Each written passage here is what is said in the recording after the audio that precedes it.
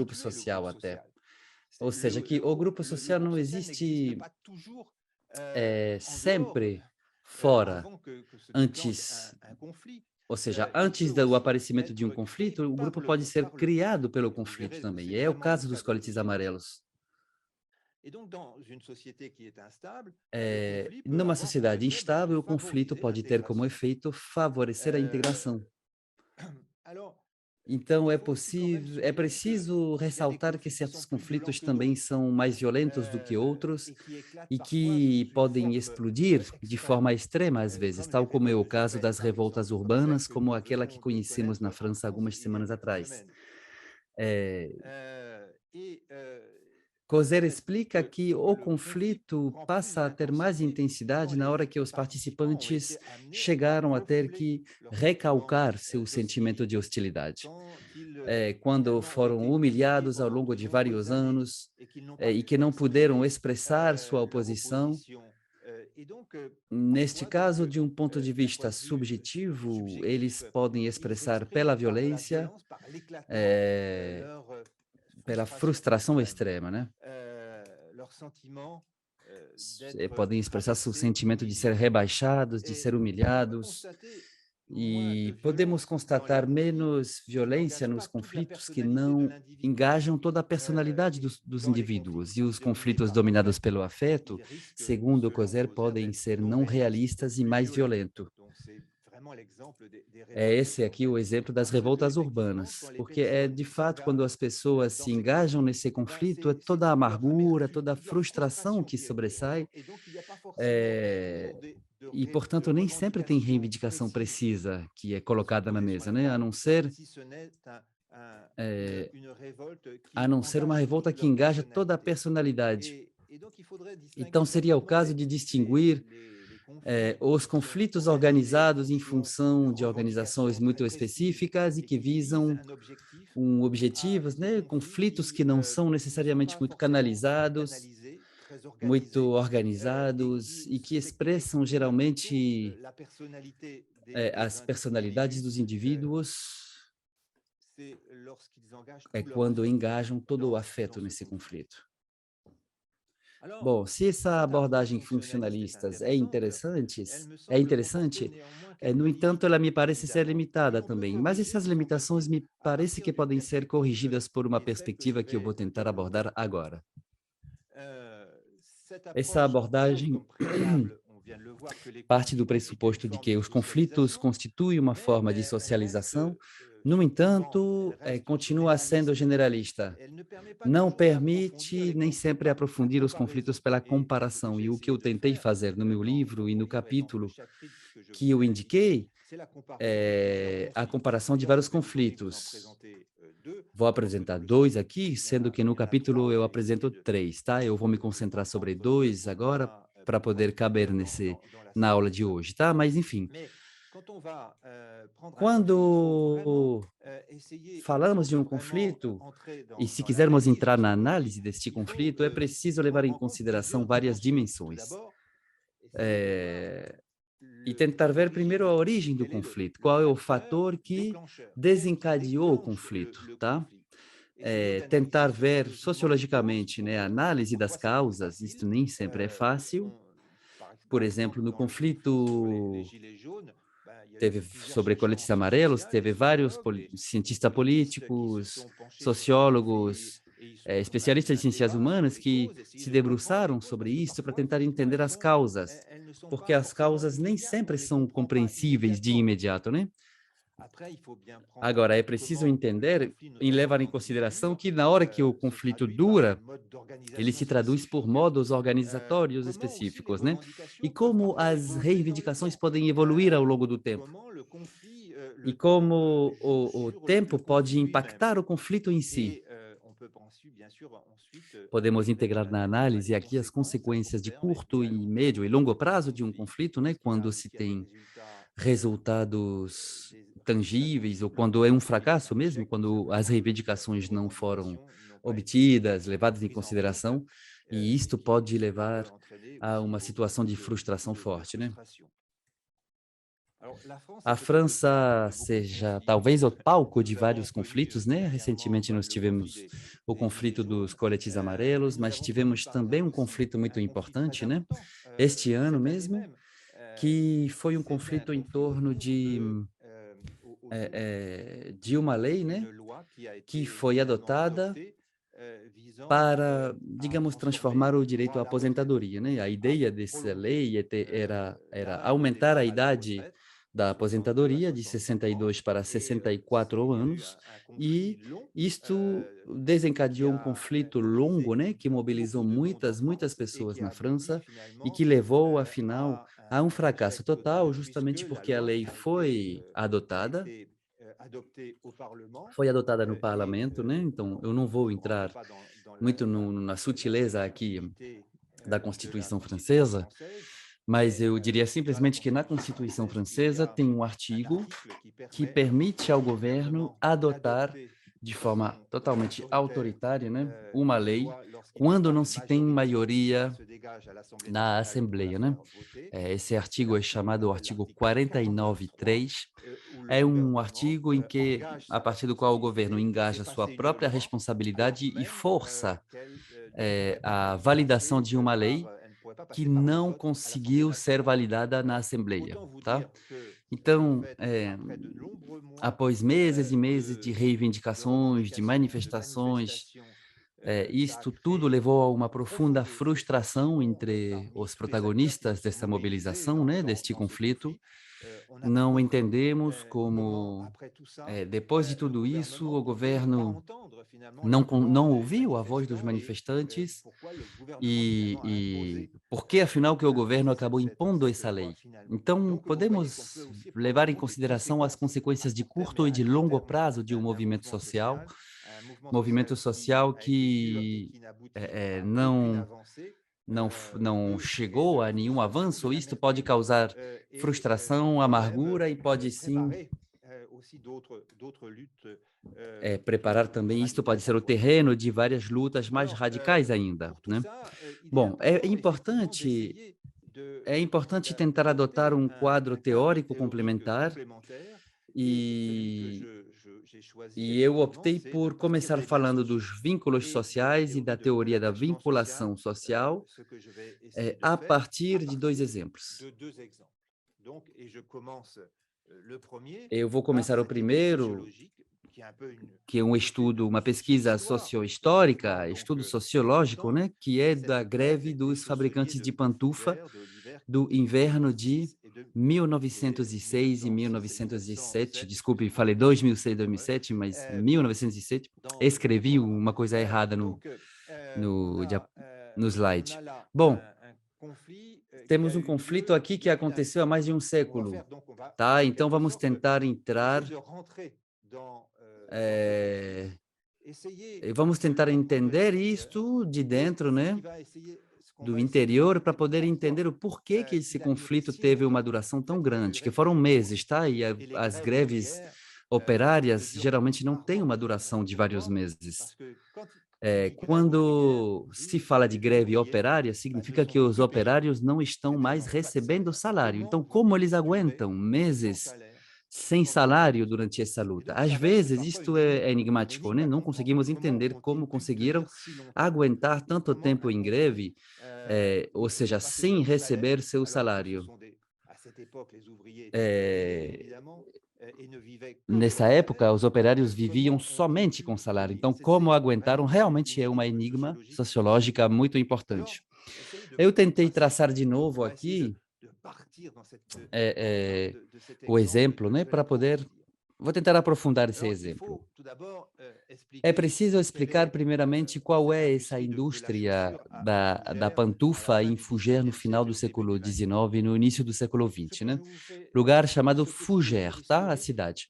Essa pequena parêntese histórica é muito importante, ela é necessária. Eu espero que vocês não vão entender esse momento de parêntese como uma pesquisa eh, que seria distante demais do nosso assunto, talvez, né?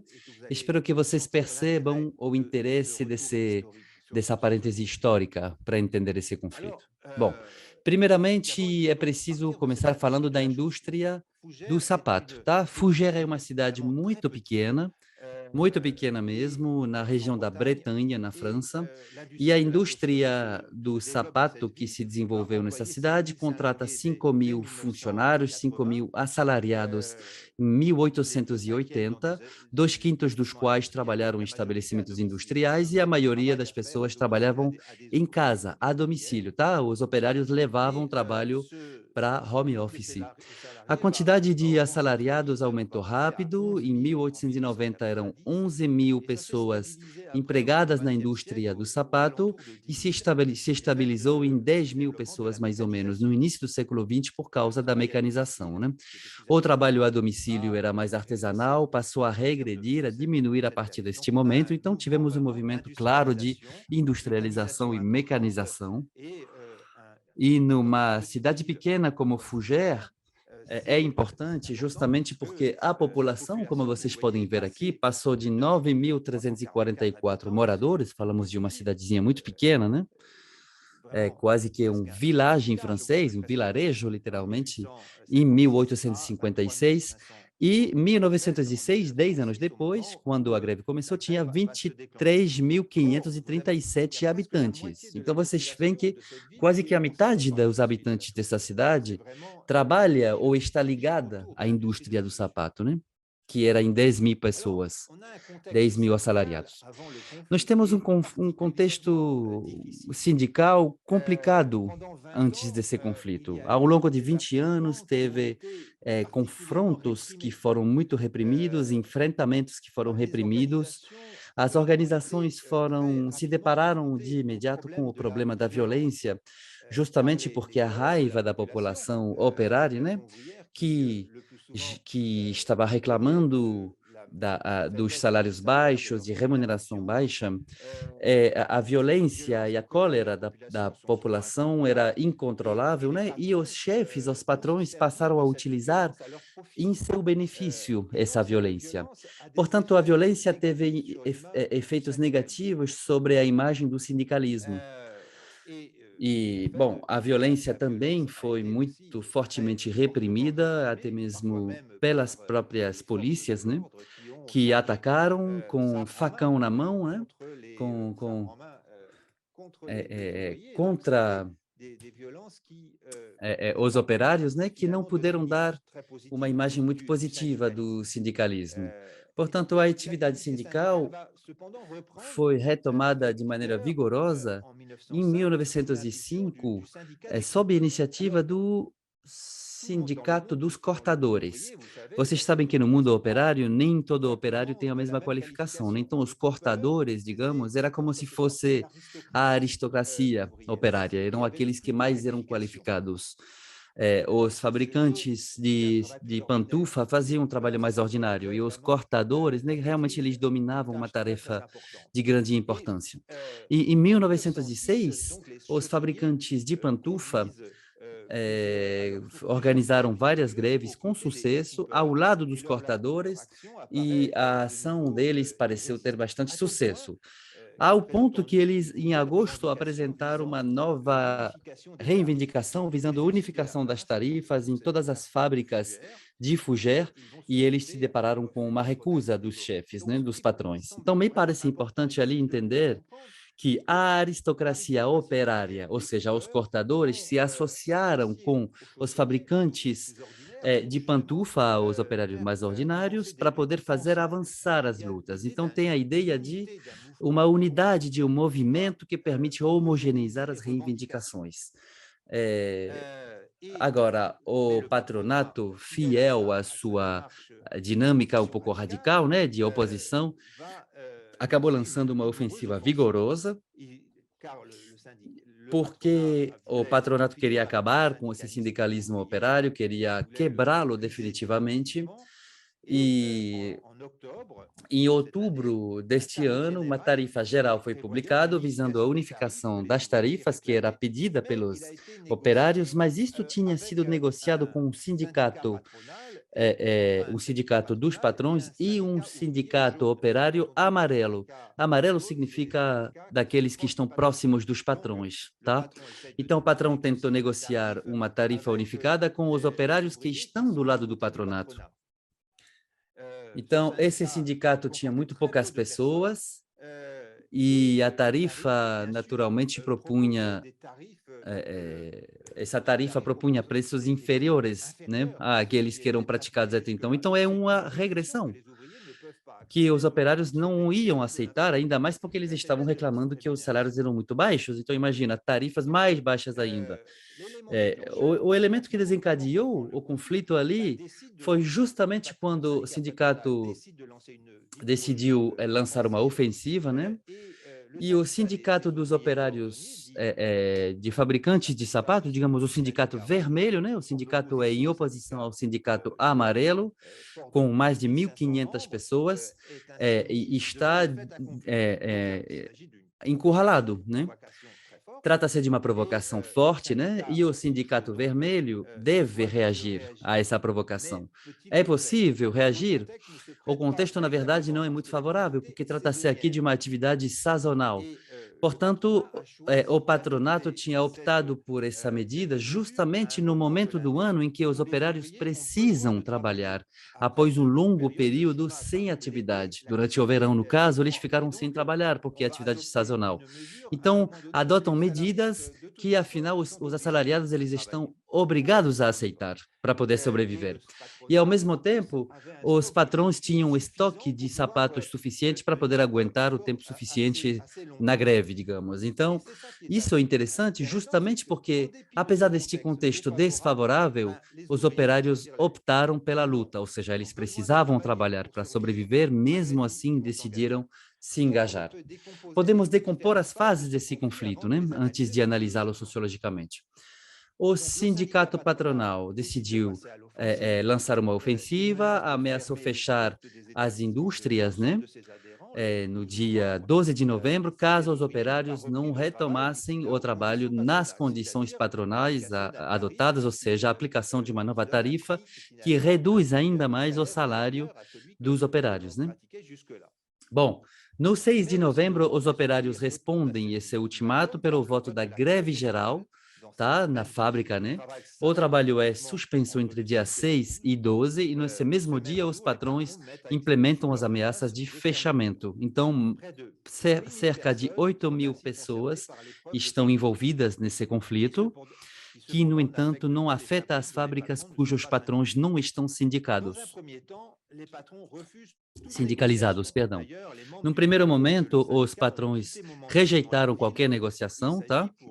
Trata-se para eles de deixar apodrecer a situação, pensando, os operários vão retomar o trabalho, eles precisam trabalhar mesmo, então eles não têm mais recurso, vamos deixar apodrecer a situação. O patronato pensa que vai ser possível se safar dessa maneira, né? Segunda fase do conflito é a busca de um compromisso local, de um consenso local, né? Porque, afinal, diferentemente do que os patrões pensavam, os operários continuaram a greve. Então, começaram a ficar preocupados, e a Câmara de Comércio, que é a instância, o órgão responsável a nível local, né, para garantir a produção e a vitalidade da área, da região de Fougères, né, dessa região geográfica. O representante do Estado Nacional é solicitado, o prefeito, e acontece uma conversa sobre essa questão da unificação das tarifas, e tudo deve passar por um referendo plebiscito operário. Mas ninguém fica satisfeito com essa proposta. O Sindicato dos Patrões, em específico o presidente, teme uma interrupção prematura do conflito sem que o fracasso dos operários seja validado. E a Bolsa também está com medo de... Os operários estão com medo também de serem descreditados diante da suspensão do conflito sem haver alcançado as condições exigidas. No entanto, 29 de novembro é a retomada do trabalho, a retomada do trabalho é adiada após uma votação com uma grande maioria, né? 3.090 vozes contra 1.000, fazendo com que, mesmo os operários tendo que trabalhar, eles continuam na greve. E aí abre-se um momento, que é a fase 3 do conflito, em que há novas propostas que são feitas pelos patrões e também uma recusa de retomar o trabalho. Os patrões preparam uma nova tarifa, que é enviada pelo correio aos operários, mas essa nova tarifa é muito baixa, é rejeitada não somente pelos sindicatos majoritários vermelhos, mas também pelo sindicato amarelo, tá? Próximo do patronato. Ou seja, que até o final, mesmo o sindicato amarelo rejeita essas condições. Negociações estão começando no 21 de dezembro, já várias semanas se passaram depois do início da greve, e essas negociações são interruptas no dia seguinte. Os patrões pensam uma reabertura unilateral das fábricas após uma campanha que foi feita, campanha de assinaturas que foi feita com alguns operários. A tentativa é feita no 9 de janeiro de 1907, né? As festas de fim de ano já passaram, mas o dia é muito agitado. Somente 753 pessoas entram na fábrica. E no dia seguinte, somente 174 operários entram na fábrica e os patrões fecham de novo as fábricas. Bom, qual é a saída? Foi preciso esperar até o dia 17 de janeiro, e justamente com a intervenção de uma comissão de inquérito parlamentar que foi designada pela Câmara dos Deputados, ou seja, a Assembleia Nacional, né, presidida por Alexandre Millerand, que é um socialista que encabeça essa Câmara dos Deputados, e isto levou à assinatura de uma convenção entre os sindicatos operários e patrões. Foi decidido retomar a negociação no contexto de cada fábrica, né? As tarifas são discutidas de 20 de janeiro a 9 de fevereiro, numa atmosfera tensa, né? E a retomada é feita, no entanto, de maneira calma, 2 dias depois. Bom, os fatos, tais como aconteceram, eu quis examiná-los no detalhe, né? Mas agora, o trabalho sociológico pode começar. A questão agora, e a enigma sociológica, né, que vamos tentar abordar aqui é como os operários conseguiram aguentar por tanto tempo sem receber salário. Como isto é possível? Isso é um enigma, né? Que os historiadores nem sempre levantam, porque os historiadores eles vão tentar fazer um relato histórico dos fatos, né? Então o sociólogo ele vai tentar responder, né? E criar e botar em luz esse enigma. Então podemos formular aqui algumas hipóteses. Primeiramente, a primeira hipótese que podemos formular é que existe um forte apego, uma forte vinculação entre os profissionais, uma identidade coletiva, né? Será que era o caso? Podemos explicar a duração pelo fato de que os operários se sentiam apoiados por um espírito de classe oposto aos patrões e que, portanto, uma luta baseada sobre a unidade de um grupo, uma solidariedade mecânica, um grupo muito forte, muito soudé, né, para retomar o conceito de Durkheim, de solidariedade mecânica. Segunda hipótese é a de uma relação de classe muito tensa, né, e que passa pela identificação de um inimigo comum.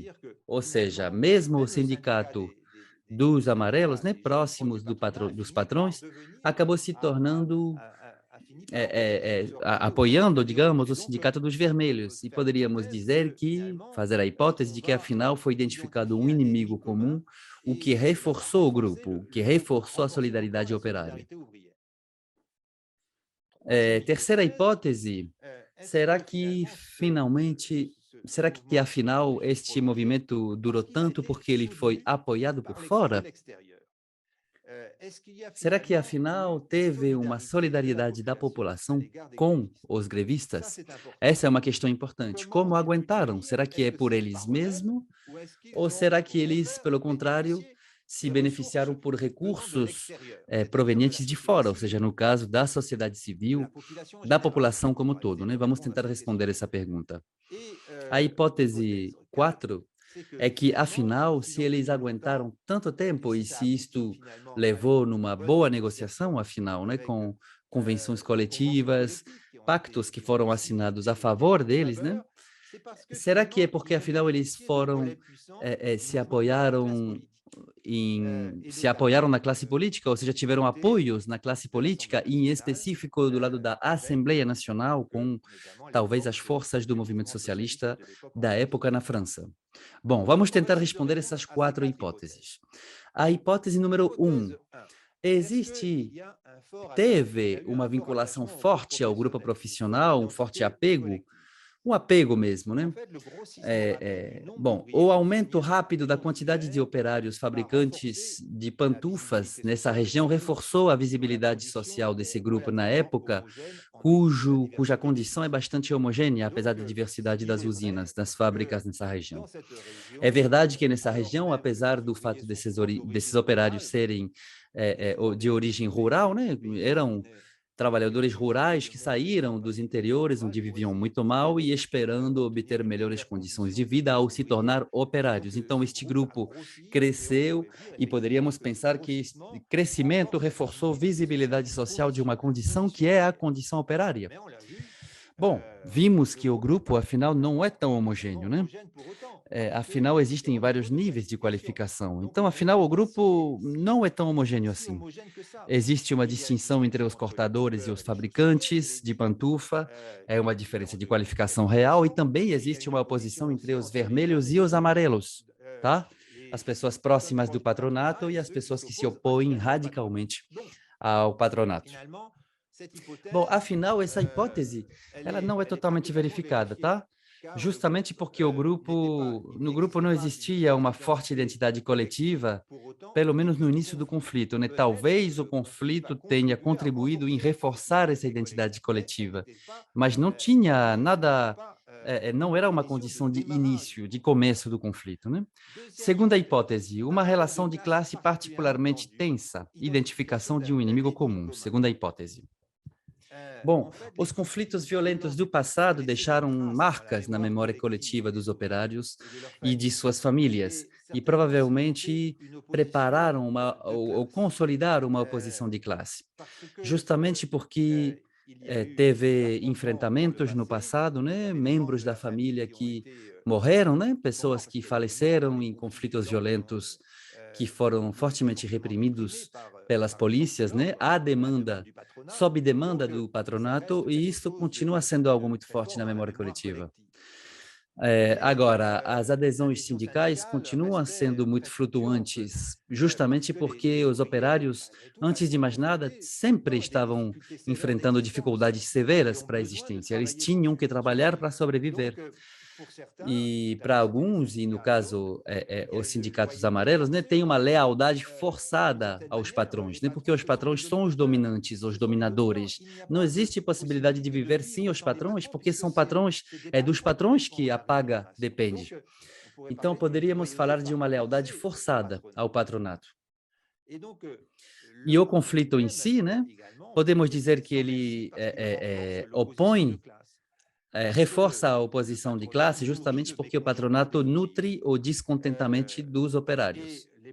E os patrões, desde o início, colocaram as usinas, as fábricas, e pediram uma intervenção mais forte da polícia e pediram até o exército.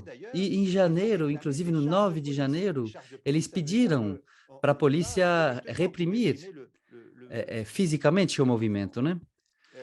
E em outras ocasiões, ameaçaram executar as encomendas fora de Fugger e intensificar a mecanização. Então, o conflito em si é um conflito muito duro, que reforça muito a oposição de classe, né? Então, essa hipótese é importante, porque o conflito vai reforçar uma oposição de classe entre o patronato e os operários. A hipótese número 3 é justamente aquela que me parece mais interessante de todas, que se os operários aguentaram por tanto tempo, é justamente porque se beneficiaram por um apoio externo ao movimento, ou seja, uma solidariedade da população para com os grevistas. E provavelmente os operários tiveram o sentimento de não estar mais sozinhos diante do patronato local. teve um apoio organizado à escala do país como todo, e isso é formidável, porque eu vou tentar mostrar para vocês que existem fatos históricos que comprovam que teve um apoio organizado à escala de todo o país para apoiar todos os grevistas. De fato, foi feito um apelo à solidariedade a nível nacional, então passamos de um conflito local a uma questão à escala nacional. Apelamos à solidariedade, né? Cartas foram enviadas, 3.000 cartas, várias organizações, delegados divulgaram a greve de Fougères ao longo de vários movimentos de propaganda, né? Então, deram a conhecer a greve, fizeram comunicação na Assembleia Nacional, na Câmara dos Deputados, dinheiro é coletado para poder apoiar esses operários que estão de greve. E então tem um verdadeiro efeito de comunicação. Também tem algo, eu vou mostrar alguns exemplos para vocês aqui, né? Para poder fazer conhecer um conflito, a gente elaborava cartões postais, tá? Fotografias de operários que estavam na luta, e esses operários mandavam cartões postais, né? Para todo mundo que estava fora, a família e tal, para dizer estamos em luta. Na época não tínhamos as redes que temos hoje para ser conhecido, né? A gente utilizava cartões postais. E os historiadores trabalharam justamente como fontes, né? Esses cartões postais para poder analisar os conflitos. Isso é muito interessante, né? Porque foram organizadas festas, eventos, para arrecadar fundos para eles, para os grevistas de Fougères. E essa luta dos grevistas de Fougères acabou tendo uma repercussão nacional muito grande, em Rennes, que era a capital da região de Bretagne, mas também em Paris. Sarah Bernard, por exemplo, ofereceu gratuitamente o teatro dela para os organizadores de uma manifestação de solidariedade com os grevistas. Então, teve apoios na sociedade civil, artistas também, pessoas engajadas para apoiar este movimento. Inscrições foram abertas na imprensa, no jornal L'Humanité, que foi fundado pelo Jaurès, também o jornal L'Ouest Éclair, que é a imprensa regional também, né? E o dinheiro recolhido dessa maneira, segundo os historiadores, alcançou 100.000 francos. Isto mais 45.000 francos que a organização já tinha em caixa, né, no início do conflito. Então, uma solidariedade nacional que transborda, que vai muito além do conflito local.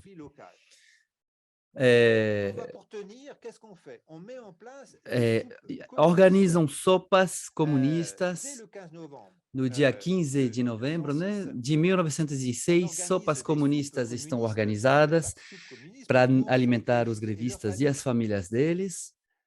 O que são essas sopas comunistas? Significa chamar o apoio de todo mundo rural, né? Vão pedir verduras, madeira para poder preparar as sopas populares, né? E com a participação de muitas pessoas, né, para cortar madeira, lenha na floresta, preparar a comida, distribuir as refeições. Afinal, todo mundo acabou participando dessa sobrevivência do grupo, né? Já que não tem mais salários, tem que sobreviver. E como que se sobrevive? Pela solidariedade. Vamos contribuir por aí para manter o moral da população, para evitar os efeitos nefastos de uma perda de fôlego, né? Então, é preciso criar o sentimento, um élan coletivo, uma dinâmica, um dinamismo de solidariedade, algo coletivo para poder sobreviver. Então, com o apoio de toda a população local, mas não somente, desta maneira, os grevistas sentiram que eles estavam apoiados pelo exterior e, portanto, eram fortes. Muitos cartões postais, eu poderia mostrar vários para vocês, né? Mas, por exemplo, tem um cartão postal aqui que mostra a chegada da madeira, né, para as sopas comunistas na Bolsa do Trabalho. Nós vemos aqui que os operários estão aqui esperando e eles todos vão começar a cortar os legumes, descascar legumes com a madeira que já está chegando para poder cozinhar, né? Tem outro aspecto extraordinário, uma coisa incrível que aconteceu de novo depois é que tem famílias que têm crianças, né? Os pais se engajam no conflito de maneira sustentável, mas eles não podem cuidar das crianças. Então, como cuidar das crianças? Bom, aí que vamos organizar o êxodo das crianças. As crianças foram acolhidas em famílias fora de Fougères. Carros estão organizados para levar as crianças para poder protegê-las. Então, elas foram encaminhadas, as crianças, né, para cidades vizinhas, Rennes, Paris, Laval, Saint-Brieuc, Saint-Nazaire, Nantes, Rouen. Eles foram enviados para vários lugares, viagens de trem, né? Não de carro, de trem, perdão. Então, esses jovens de Fougères vão encontrar famílias adotivas em centros operários que os tinham recebido. Festas de solidariedade foram organizadas, famílias inteiras foram declaradas como favoráveis, né, por solidariedade, para receber essas crianças de pais que estavam em greve. Então, tudo isso muito coberto pela imprensa. O jornal L'Humanité, no jornal L'Humanité, um deputado socialista da época descreve no dia 18 de dezembro de 1906. Imagina, então, essas crianças, né, que vão ter que sair, Natal chegando, essas crianças tendo que sair de casa, e ele escreve: eu presenciei a saída, eu não vi nada mais triste na minha vida, as crianças carregando consigo o processo verbal de identidade, né, um certificado, e abraçavam os pais, chorando. A separação foi muito triste, uma noite muito melancólica, desolação, tudo parecia se harmonizar com a tristeza dos corações. Eu entendo agora que a ira possa entrar no coração. Eu não a desculpo, não a desculpo, no entanto, mas por que que os ricos fazem as crianças chorarem ao explorarem tanto os pais deles? Vemos aqui um lirismo, né, para mostrar, para captivar, digamos, para restituir um pouco esses eventos melhor, né, e mostrar um pouco essa solidariedade, mas também para mostrar a tristeza envolvida ali na hora de ter que se separar das suas crianças, dos seus filhos. Bom, uma vez que essas crianças foram enviadas para fora, né? E após as greves de 1906, as crianças voltaram para casa, né? Voltaram, chegaram em Fougères pelo uma espécie de VLT, um tramway, e foi feito um cartão postal, tá? Para celebrar o retorno das crianças, dizendo: conseguimos, a greve deu certo, e a massa sai da conferência dada pelo cidadão Jaurès. O cidadão Jaurès vai até Fougères e Jaurès recebe também essas crianças que vieram de várias regiões do país, que voltaram, melhor, né, de várias regiões do país e que estão recebidas, de certa maneira, como pequenos heróis. A hipótese 4, vocês veem aqui que a hipótese 3 de um apoio exterior, né, ao movimento é muito forte.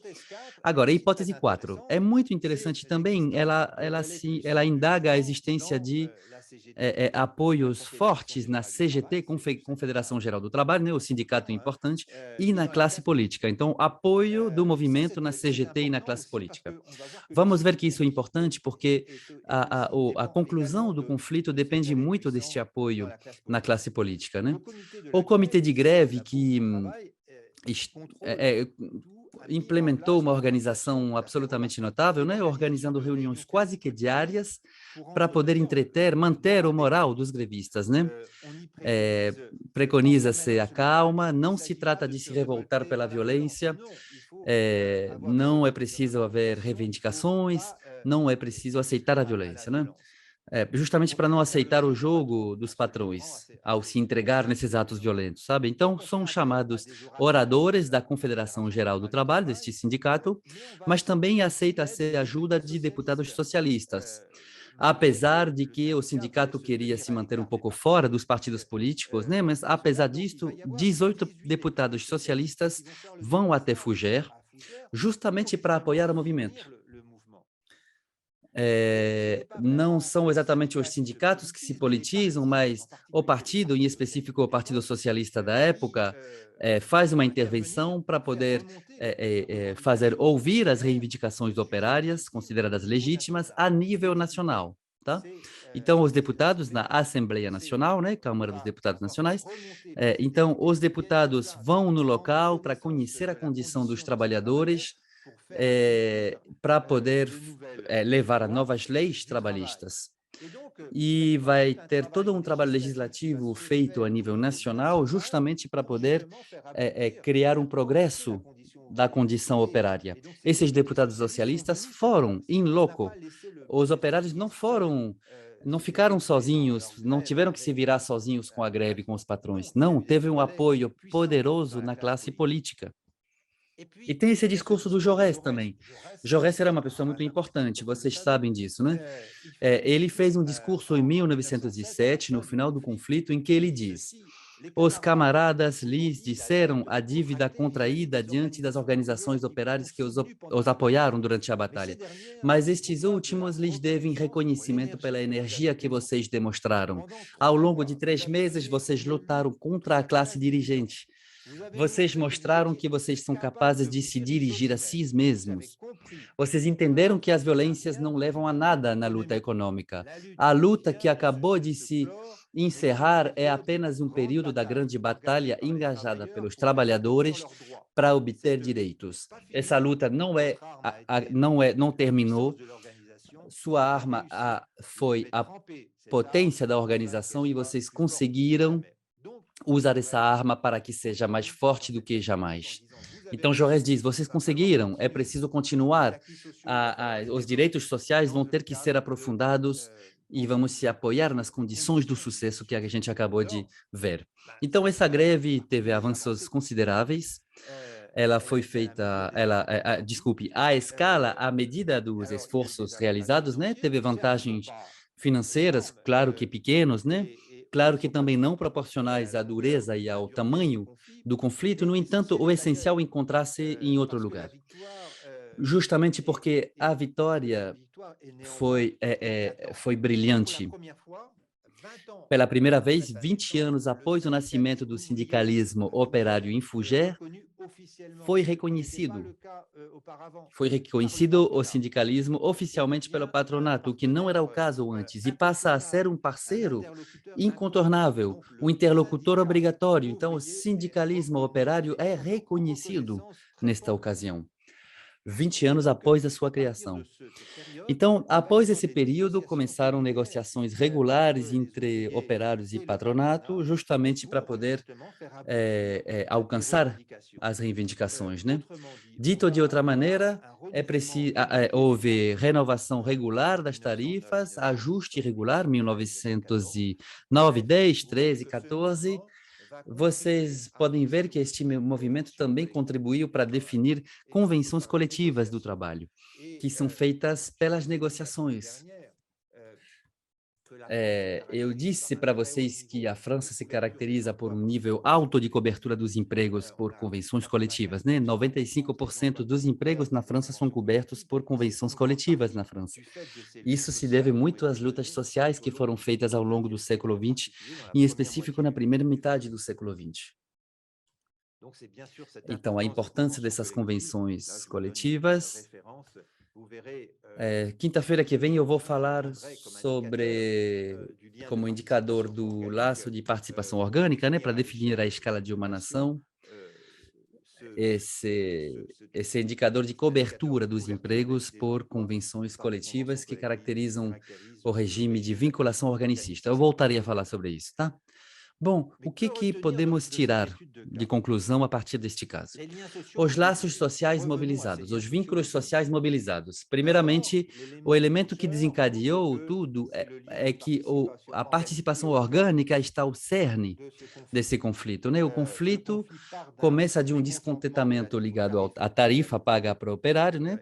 Se inscreve na divisão do trabalho, em que os operários da indústria são muito vulneráveis. Então, podemos dizer que o conflito é muito ligado a este vínculo de participação orgânico está muito envolvido. O conflito parte desse vínculo. Este vínculo deve ser defendido. E vocês vão ver, como eu tentei mostrar para vocês, que o sucesso deste conflito envolve o fato de ter mobilizado outros tipos de vínculos, como o vínculo de participação eletiva, justamente porque o conflito despertou uma dinâmica de solidariedade em várias camadas da população. Então, a sociedade civil foi mobilizada através deste conflito. Então, este laço de participação eletiva foi reforçado. Eu diria que este vínculo de participação eletiva foi uma condição do sucesso deste movimento. Terceiro tipo de vínculo é o vínculo de cidadania. A resolução de conflito envolve uma arbitragem, né, uma decisão que envolve as instituições republicanas, ou seja, é porque houve Câmara dos Deputados que foi possível criar um progresso nos direitos trabalhistas e defender estes operários que estavam lutando. Então, as reivindicações vão chegar no reconhecimento do sindicalismo, do direito do trabalho também, mas este reconhecimento implica esse vínculo de cidadania, justamente porque a nação, como um todo, através de suas instituições republicanas, permitiu o avanço desse sindicalismo e desses direitos trabalhistas.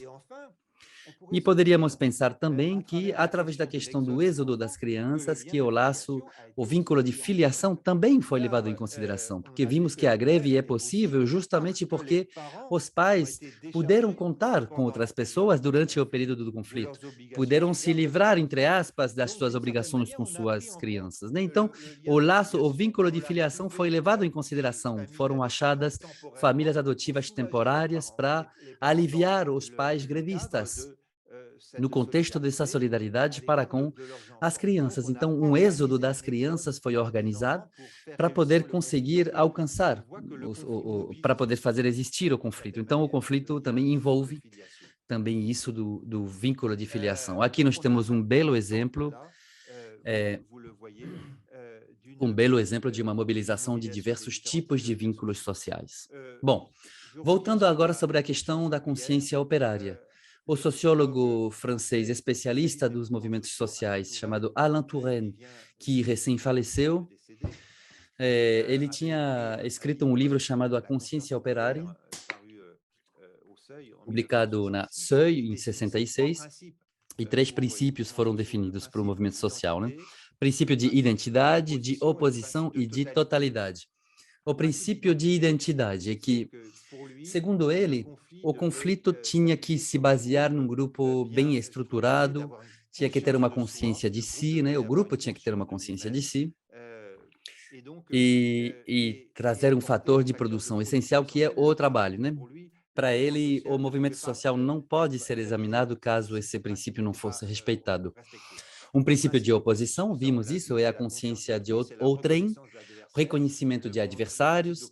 O princípio de oposição é que um conflito envolve o reconhecimento de um adversário, de um inimigo em comum.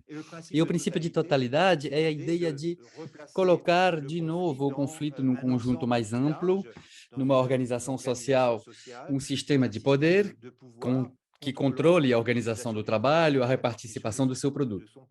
A questão que poderíamos se fazer aqui é, será que esses 3 princípios foram respeitados no conflito de Fougères? Bom, não exatamente. Não exatamente, justamente porque se esses 3 princípios da consciência operária são condições das lutas sociais, também são criados pelas lutas sociais, né? É a questão da causa e do efeito. Por isso é importante identificar qual é o elemento que desencadeou tudo, né? O gatilho. Podemos retomar esses 3 princípios na pesquisa sobre os movimentos sociais? Sim, mas não basta.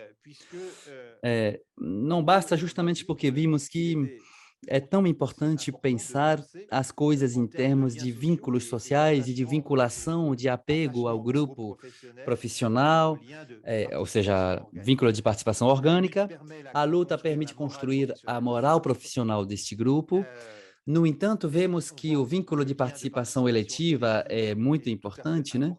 Justamente porque este grupo solidário dos operários, que foi constituído do e pelo movimento social se beneficiou de solidariedades dentro da sociedade civil e, portanto, existe uma consciência da sociedade, da componente associativa, né? Então, aqui é o vínculo de participação eletiva que é mobilizado, né? E tem uma vinculação com a comunidade política ampliada, né? Uma consciência da sociedade na componente cívica, isto é o vínculo de cidadania. Então, vocês podem ver aqui até que ponto podemos enriquecer a perspectiva de Turenne para analisar os vínculos sociais tal como ele entendia, levando em consideração os vários tipos de vínculos sociais. Eu estou vendo que eu estou falando muito e que eu tenho mais um outro conflito que eu preciso abordar, e eu vou tentar acelerar um pouco aqui, porque eu acho que eu estou atrasado. É preciso também dizer que começamos atrasados, né? Também começamos com 15 minutos de atraso, então eu vou passar um pouquinho hoje, né? A gente tem que parar meio-dia e meio, mas eu acho que eu vou precisar de mais um tempinho hoje. 10h30, perdão, não meio-dia e meio. Vou precisar de um tempinho a mais, porque justamente começamos mais tarde. Eu penso aqui, queria falar sobre outro movimento, né? O movimento dos coletes amarelos, que é um movimento mais recente, muito mais recente. Vou aqui dar algumas referências para vocês, algumas referências que vocês vão poder consultar depois, se quiserem, mas trata-se também disso no livro que eu mencionei, tá? Bom, vamos lá. Primeiramente, quem são os coletes amarelos? Bom, o princípio de unidade aqui realmente não se aplica, né? Porque trata-se de um grupo muito diverso, né? Os coletes amarelos são assalariados do setor privado, integrados, mas com renda baixa, são funcionários públicos, mas com remuneração baixa, com valorização do seu trabalho baixa, podem ser comerciantes, podem ser pequenos empreendedores com dificuldade, podem ser pessoas aposentadas que estão próximas da pobreza, trabalhadores precários preocupados com o futuro, agricultores, estudantes do segundo grau também, enfim, muito diverso. Estudantes do ensino médio, perdão. Foram feitas algumas análises a partir de questionários que foram distribuídos. Nós vimos que a média de idade era de 49 anos. Era interessante ver que tinha tantas mulheres quanto homens, aliás, que tinha níveis de qualificação relativamente baixos, mas, ao mesmo tempo, 32% das pessoas que tinham o BAC e uma porcentagem significativa de pessoas que tinham estudado 4 anos no ensino superior.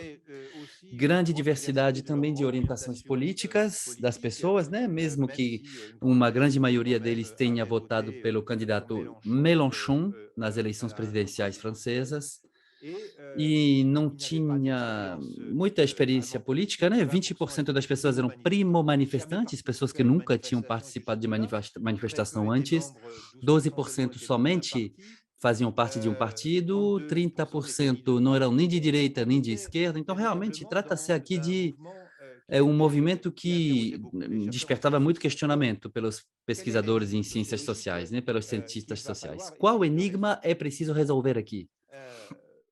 Talvez esse enigma possa ser declinado através de várias questões.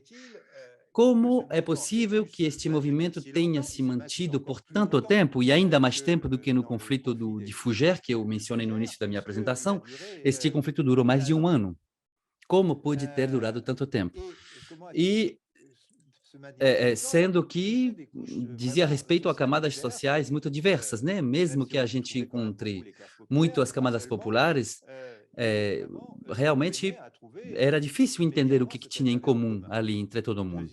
Segunda parte da enigma, por que, como se deu o desenvolvimento tão grande, com tanta capacidade de organização deste movimento, sendo que as pessoas que participavam, na maioria delas, não tinham experiência política, não tinham experiência de organização sindical, e a maioria deles se encontravam em periferia das instituições operárias, sindicais, perdão, políticas, enfim. O que desencadeou? Vocês já sabem, foram aqui as reivindicações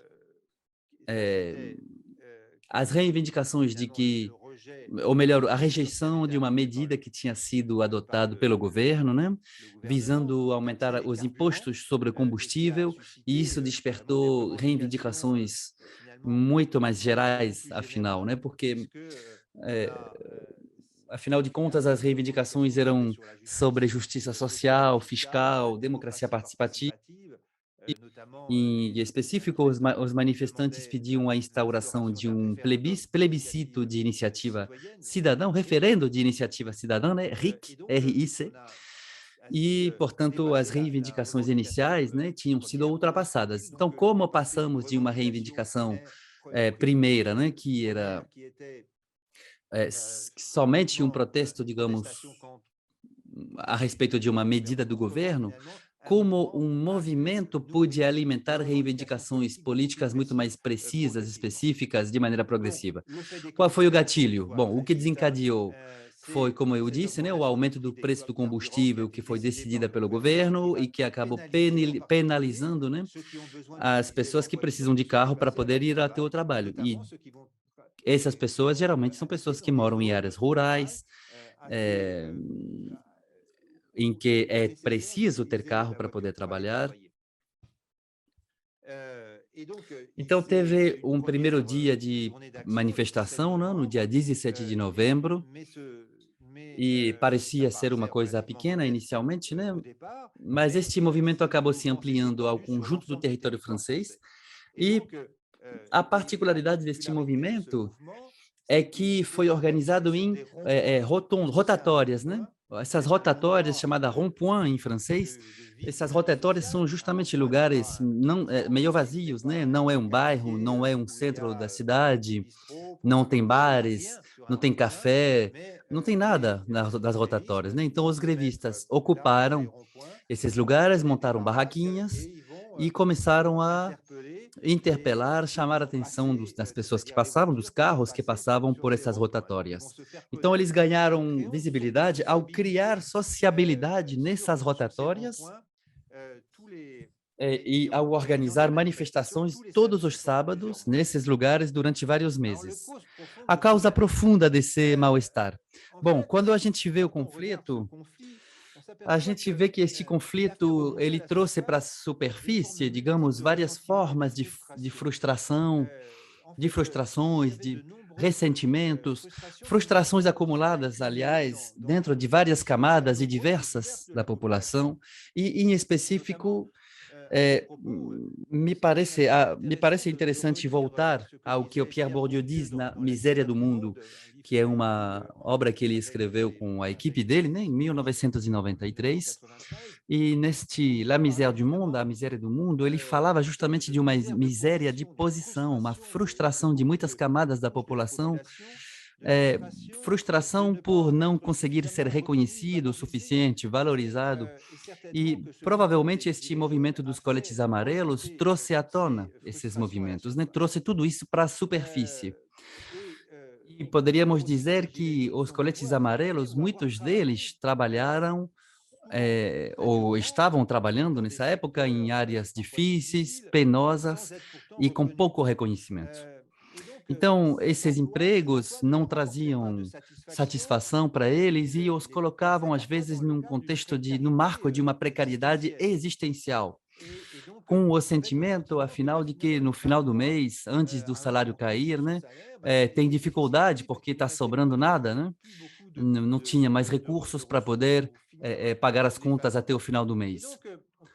Então, pode-se dizer que tudo isto criou condições de frustração que acabaram sendo expressadas diretamente na hora do governo querer aumentar o preço do combustível, justamente porque o orçamento dessas pessoas, que é um orçamento limitado, que precisamente vai ser impactado e dificultado, né, no final de todo mês.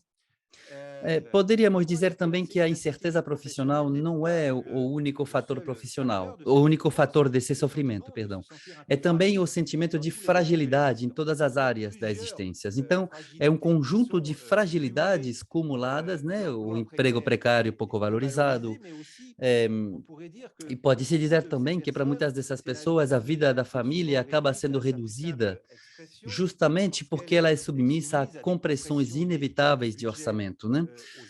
A acelerações, desarticulações dos ritmos de vida, quando se mora longe do lugar de trabalho, que é preciso passar várias horas no transporte ou no carro para chegar até o trabalho, chega tarde em casa, cansado, e não tem tempo de aproveitar da vida com a família, não tem lazer, afinal, tudo é absorvido por uma vida que acaba se tornando monotona e precária. Bom, neste caso, é meio óbvio que a vida associativa, a vida cultural, a vida militante também é meio suspensa, porque não se tem tempo. Todo o tempo é ocupado por essa vida de muitos deslocamentos, muito trabalho. Então, os vínculos sociais acabam sendo fragilizados justamente porque o indivíduo passa a existir meramente na sua função produtiva. Não tem tempo de viver fora do mundo do trabalho. Então, é neste contexto de muita amorosidade que a confiança nas instituições que garantem a cidadania dá o sentimento, afinal, de ser maltratado e que, afinal, é difícil participar da vida da cidade. Então, é este vínculo de cidadania que é fragilizado. Podemos dizer que estes coletes amarelos, querendo ou não, eles têm algo em comum, que é essa fragilidade dos vínculos sociais, devido à precariedade profissional. Outra explicação que eu tentei desenvolver é que, progressivamente, através deste movimento, uma nova ideia de relação de classe se desenvolve, né? Então, é claro que a heterogeneidade dos coletes amarelos é um fato verificado. No entanto, poderíamos dizer que trata-se aqui de uma não classe social, e poderíamos até dizer que, afinal, trata-se talvez da expressão da morte das classes sociais, né? Que é uma expressão que foi utilizada no meados dos anos 90. Alguns sociólogos começaram a dizer que as classes sociais tinham desaparecido, pelo menos nas sociedades ocidentais, né? Na verdade, poderíamos dizer que é preciso ir além dessa primeira impressão e analisar em que medida este movimento, afinal, é uma maneira de reforçar os conflitos de classe, né? E é preciso interpretar, analisar isto num marco analítico renovado. É isto que eu estou tentando fazer. É preciso, portanto, situar este movimento num novo marco de análise das relações sociais. É preciso analisar, portanto, os diferentes níveis de integração social a partir das desigualdades, diante da fragilidade da ruptura dos vínculos sociais, é isto que eu tentei mostrar na última sessão, né? E, portanto, poderíamos dizer que existem diversos níveis de integração social e, afinal, podemos se perguntar se esses coletes amarelos não encontram-se no nível, logo abaixo do nível que garante a integração social. Pode-se dizer que os manifestantes se identificaram mutuamente como sendo pessoas diversas, né, mas que compartilhavam de uma mesma experiência vivida, de um mesmo sentimento de não poder participar plenamente da vida econômica, social e política do país, justamente por eles serem mais ou menos todos, cada um à sua maneira, né, desvalorizados e às vezes mesmo até esquecidos. Então, algo muito interessante aconteceu, é que nestas rotatórias, eles começaram a conversar, trocar ideia e começaram a falar de suas frustrações e começaram a aproximar seus pontos de vistas a respeito de suas experiências vividas, né? E poderíamos até dizer que passou a nascer ali uma nova geografia das relações sociais instaurada pelo próprio movimento. Vemos que este processo, a sociologia urbana mostra isso, inclusive, e eu estudei isso nas minhas pesquisas, né, que é um processo de autossegregação dos ricos nas áreas nobres, o que acaba fragilizando a coesão social, né? Sendo que existem outros territórios em que que estão passando por um processo de empobrecimento, e bairros de periferia desqualificados, espaços rurais também distantes dos centros urbanos e que acumulam várias dificuldades. Então, de certa maneira, os ricos se reúnem em territórios que passam a ser inacessíveis para as outras camadas sociais, e as pessoas em situação de precariedade vivem em bairros populares desqualificados ou áreas rurais muito afastadas de tudo. E afinal, essas camadas, classes médias e populares, média baixa populares, que acabaram vivendo longe das cidades, até mesmo para escapar dos bairros pobres urbanos, às vezes, né? Elas não estão satisfeitas e precisam acumular uma remuneração fraca com condições de vida que estão pouco satisfatórias. É marcante ver que todas as manifestações dos coletes amarelos se desenvolveram em bairros urbanos ricos das grandes cidades, né? Ou seja, que as manifestações não eram feitas por coincidência, as manifestações eram feitas onde tinha ricos, onde era possível se opor ao poder, às elites. Era uma forma de manifestação de oposição de classe, de uma relação de classe. Eles iam manifestar nas áreas nobres de Paris. Eles estavam nas áreas nobres de Paris justamente para os moradores de lá tremerem. Justamente porque, afinal, eram as classes populares que iam para Paris, região nobre, para mostrar sua própria existência. Para dizer que eles também tinham direito a um reconhecimento social. E, progressivamente, vimos emergir reivindicações cidadãs, né? Não equivalentes às reivindicações que podemos encontrar no mundo profissional, porque provém de mundos profissionais diferentes, né? Mas, afinal, inscrevem-se em movimento numa moral cívica.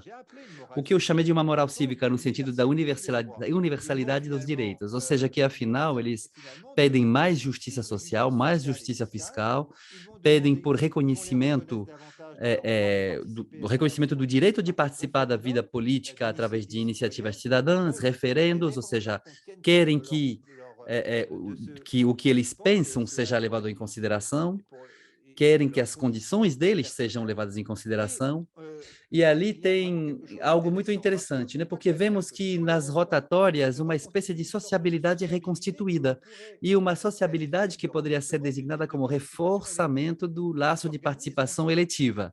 Se organizam entre eles, criam vínculos, e durante uma manifestação, por exemplo, nos Champs-Élysées, nos Campos Elíseos, teve uma faixa que foi colocada ali que dizia: reencontramos a fraternidade, viemos para recuperar agora a liberdade e a igualdade, ou seja, o lema republicano francês, né? Ou seja, liberdade, igualdade, fraternidade, né? Encontramos a fraternidade na hora de se juntar nas rotatórias, mas agora a gente está atrás de liberdade e igualdade, ou seja, aquilo que conta no lema republicano. De tal forma que eles têm a capacidade de dizer: nossa luta é legítima porque a gente está conduzindo essa luta em nome do lema republicano. Então, se vocês querem nos reconhecer, vocês vão ter que reconhecer nosso direito de expressar aquilo que somos em nome dos princípios republicanos. Então, tudo aconteceu como se fosse preciso reconstruir, como se para poder reconstruir a liberdade e a desigualdade fosse preciso primeiramente restabelecer o primeiro vínculo, ou seja, o vínculo de participação eletiva. Vejam aqui essa faixa, né? É uma faixa. Reencontramos. É um cartaz, uma faixa, né? Reencontramos a fraternidade, estamos aqui atrás da liberdade e da igualdade. Bom, eu vou tentar fazer uma pequena síntese dessa aula de hoje. Primeiramente, vamos tentar levar em consideração o fato de que as lutas sociais contribuem para reforçar os vínculos sociais, tanto dentro de um grupo em luta, quanto dentro de uma sociedade como conjunto. Em seu conjunto, né? Isso é exatamente o conflito de Fougère que nos permite ver isto. Agora, em certa medida, também nos coletes amarelos, porque nas rotatórias, os coletes amarelos se encontraram, né? Mas eles tentavam justamente obter a solidariedade de todos os motoristas que passavam por ali. E justamente apoiando os coletes amarelos, vários motoristas buzinavam, diziam: estamos solidários, apoiamos vocês, etc. Então, o movimento social não pode ter sucesso se ele não integrar outras camadas da sociedade. E isto vai poder favorecer o vínculo social na sociedade de forma geral. Segundo ponto, as lutas sociais contribuem, em certos casos, contribuem a criar certos grupos sociais que não existiam ou que eram invisíveis. No caso dos coletes amarelos, não existiam coletes amarelos antes, né? Antes disso, eram grupos sociais que não se conheciam, que não tinham consciência de sua unidade. Então, é o fato de criar este movimento que criou este grupo chamado de coletes amarelos e caracteriza uma nova relação de classe. Terceiro elemento que podemos lembrar aqui é que as lutas sociais se inscrevem geralmente em reivindicações que dizem respeito pelo menos a um dos 4 tipos de vínculos sociais, ou uma das 4 esferas da moral coletiva.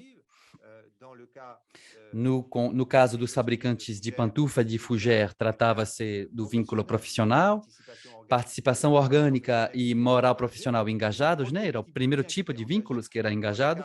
Agora, no caso dos coletes amarelos, é o vínculo de cidadania, que foi, através das reivindicações de justiça social e fiscal, foi mesmo essa questão da cidadania que estava em jogo ali, né?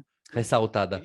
Então, as lutas sociais, podemos primeiro ver que tipo de vínculo é utilizado para basear a reivindicação.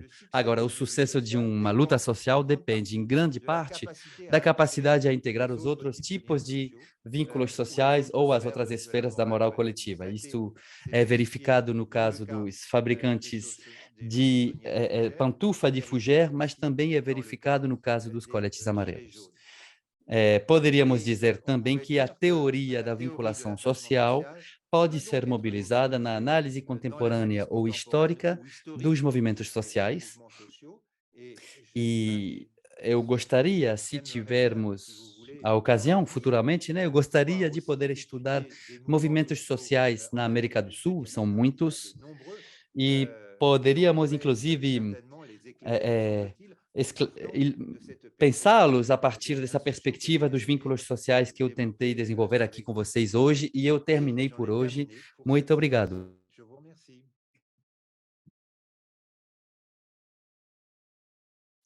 Podemos receber algumas perguntas antes de começarmos a nossa segunda parte, né? Um seminário mais restrito.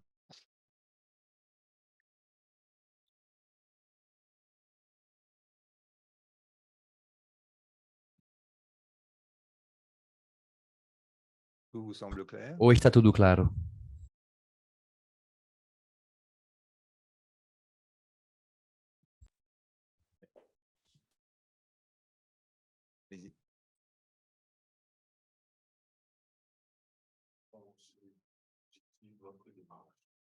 Vous pouvez mieux parler peut-être en... Oh, comme vous voulez. Comme vous voulez. Parce qu'il y aura une traduction de toute façon.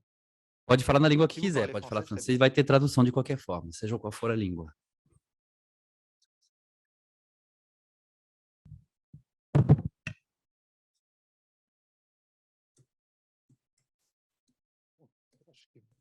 Português, né? Até travar, mas enfim. Como je disais, je vais parler en français. Eu vou falar em francês, tá? Então, eu acompanhei a seu método, a abordagem metodológica conceitual, né? A minha questão, que tem a ver com minha tese, né, sobre os intelectuais haitianos dos anos 20 e 30, Georges Sylvain, Jean Passemas, etc., que se engajaram numa luta que eu diria que uma luta contra-hegemônica, uma luta de contracultura. A ocupação norte-americana de 1915 a 1934,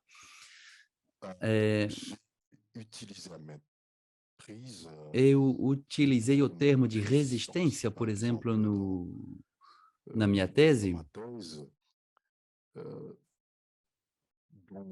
e na sua apresentação eu ouvi muito falar, e até mesmo no final da sua apresentação, né, você usa a desculpa do reforçar, como este conflito pode reforçar os vínculos sociais. Então, minha pergunta é, por que essa escolha de reforçar, por que falar sobre isto em vez de falar de resistência contra-hegemônica?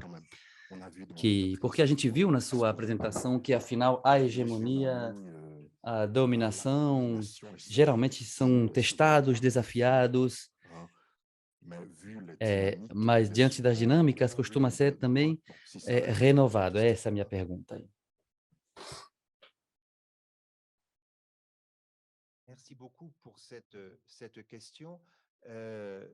Muito obrigado por essa pergunta. Na verdade, eu falo de lutas sociais, mas o termo de resistência costuma ser mobilizado, viu? Eu não usei talvez esse termo na minha apresentação de hoje, mas claramente as lutas sociais são formas de resistência, né? Então não tem motivo de opor resistência e lutas sociais, tá? Aliás, o capítulo no capítulo que eu citei do meu livro, quando eu falo do detalhe dos conflitos, né, que eu expus brevemente aqui, tudo isso é um conjunto, né, faz parte de um conjunto de 3 capítulos em que eu estudo as formas de resistência de uma forma geral, tá? Então, lutas sociais e resistência não são opostos de maneira nenhuma, tá? De maneira alguma.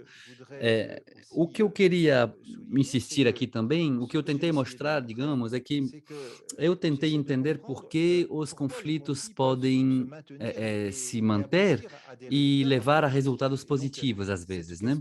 Então, essa questão me pareceu importante,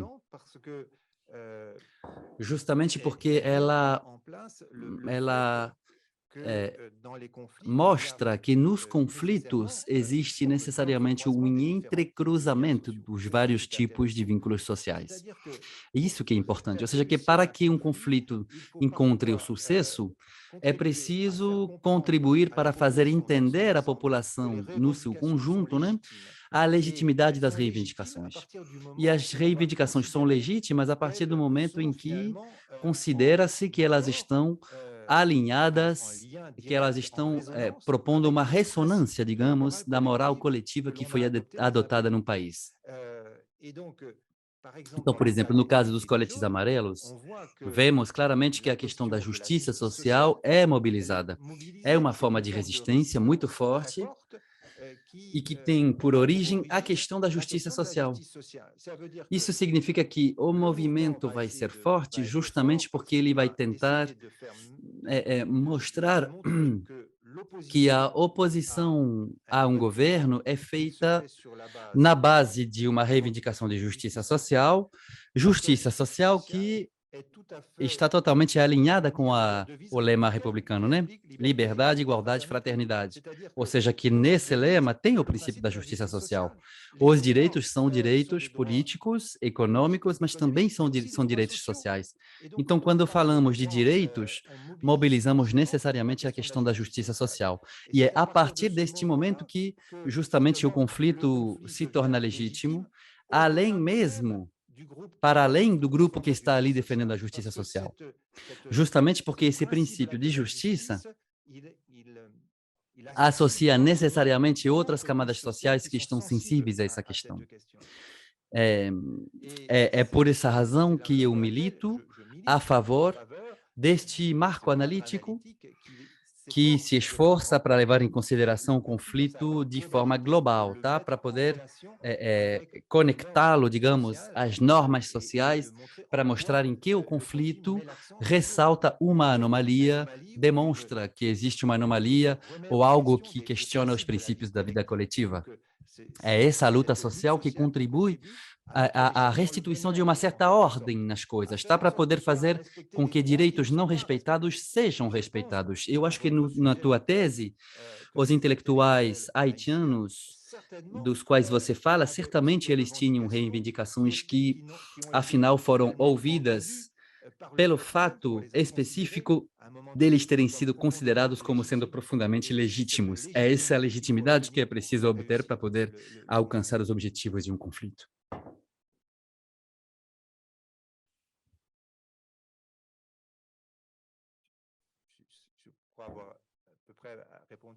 Não sei se eu respondi a pergunta. Vocês têm outras questões, outras perguntas?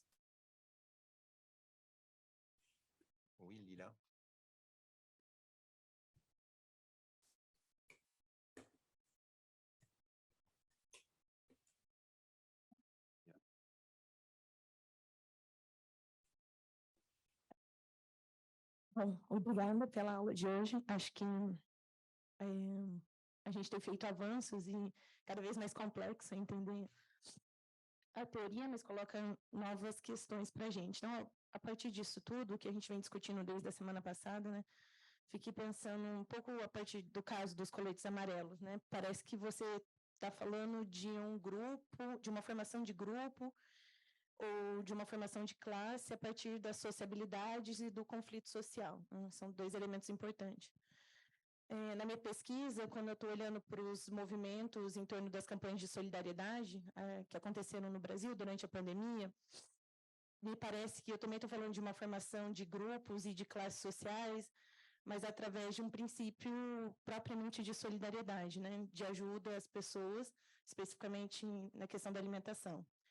Então, eu queria que você falasse um pouquinho mais sobre como essa sociologia dos vínculos poderia ajudar a entender a formação dos grupos e das classes sociais e o que isso coloca de novo no debate sociológico sobre formação de classe e grupos sociais.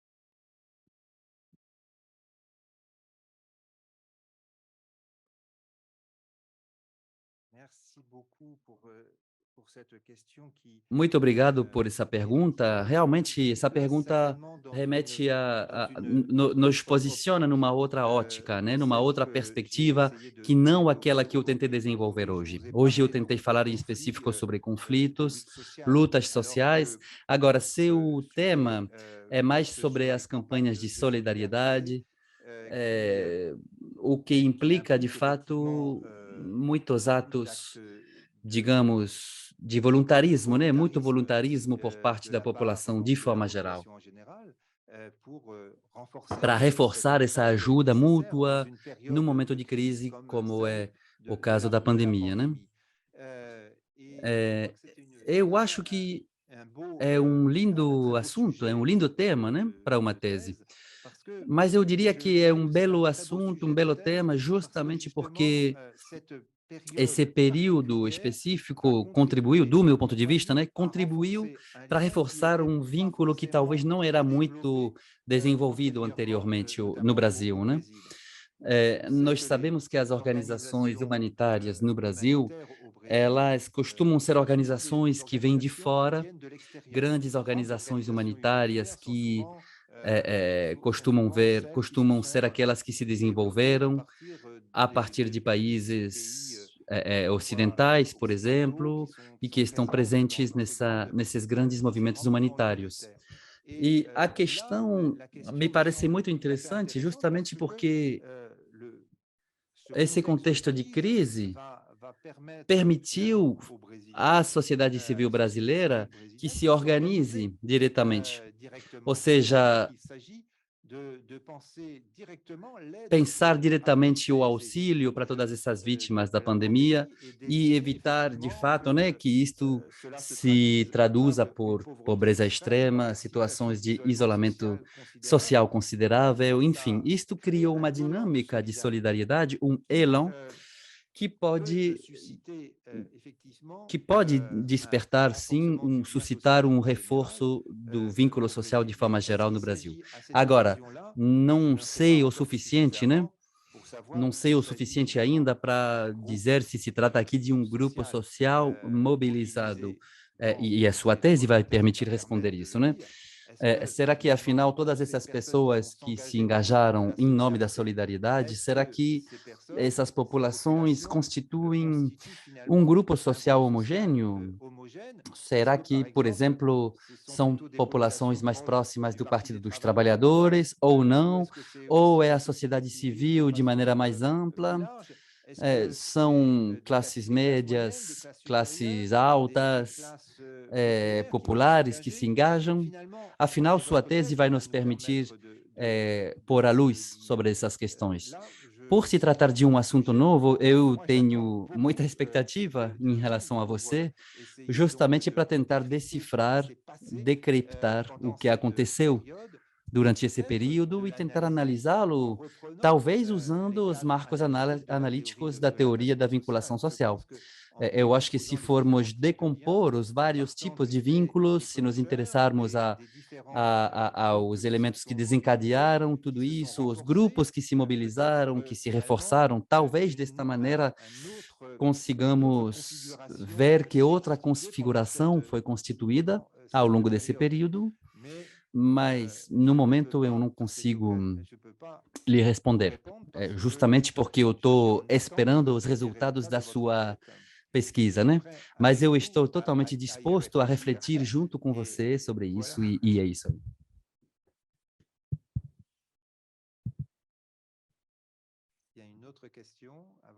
Outra pergunta antes de encerrarmos a sessão de hoje?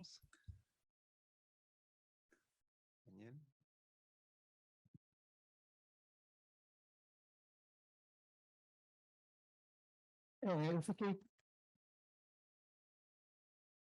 com uma dúvida específica no início, quando o professor dialogava com Koser, esses conflitos motivados por afetos, e o senhor mencionava a necessidade de distinguir esses que são organizados por organizações com objetivos específicos, desses mais psicanalizados. Como a gente pode olhar para o dos coletes amarelos, por exemplo? Quando compara-se com o caso de Fougère ou o caso de Molex, que o professor cita no livro, da capital da autoctonia, uma coisa assim, dá uma ideia de uma identidade sendo formada num diálogo mais preciso com o Touraine. Agora, quando falo especificamente sobre o movimento dos coletes amarelos, eu fico em dúvida se esses laços formados não são algo mais fugaz, até que ponto pode se falar de uma identidade mesmo, ou se ele não estaria talvez numa outra chave. Isso fazendo até uma comparação com movimentos como a gente teve aqui no Brasil, de 2013, né, aquelas jornadas. Há algum tipo de sociabilidade formada, né, durante essas mobilizações, mas até que ponto é algo consistente como uma identidade mesmo, ou sendo algo mais fugaz mesmo e que fica circunscrito ao período daquela manifestação, daquela mobilização?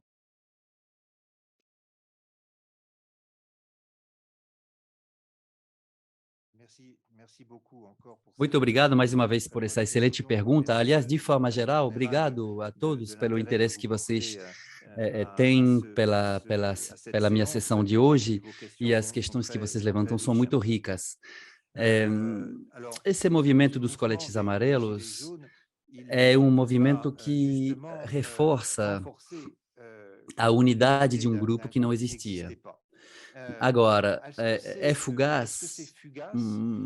Eu não gostaria de dizer as coisas dessa maneira. É algo que vai desaparecer, sabe? Primeiramente, é algo que foi criado, né? Grandes pesquisas foram feitas sobre os coletes amarelos, né? Bastante energia foi dedicada ali nas pesquisas em ciências sociais.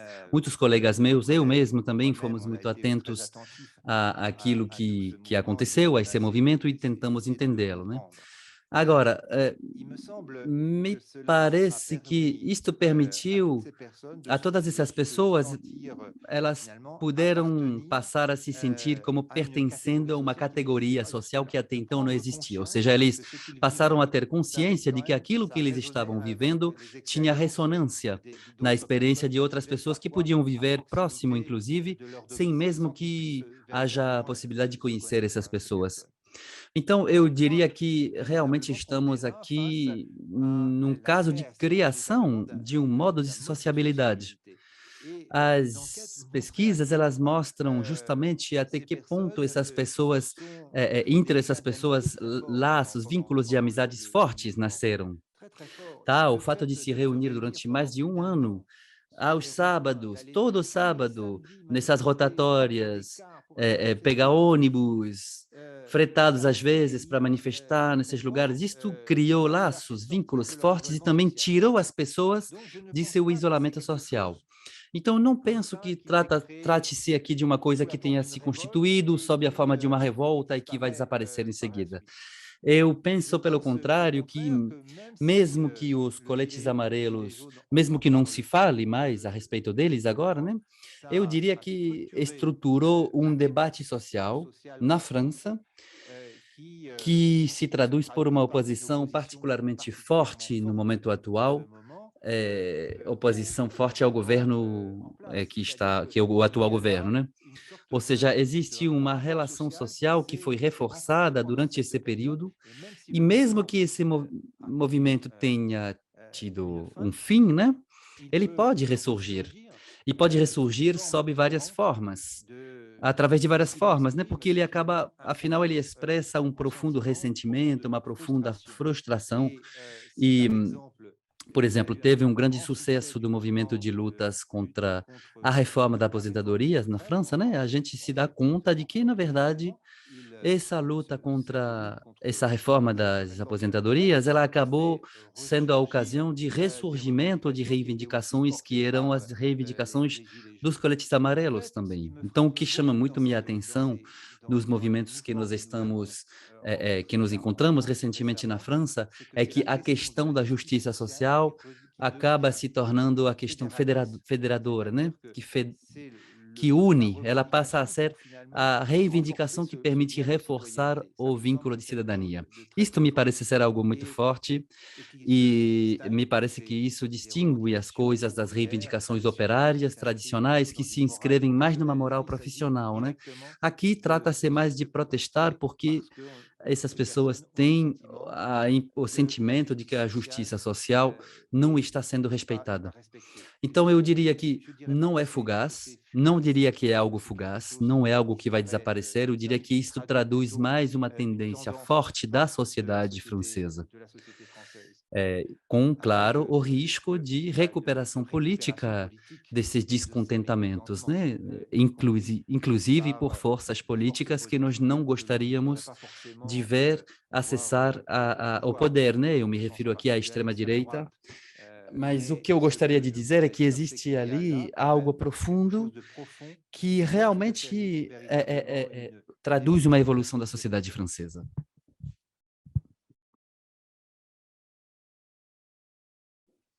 Talvez possamos parar por aí. Bom, eu queria muito agradecer e calorosamente nosso intérprete pelo trabalho admirável que ele está fazendo. Muito obrigado.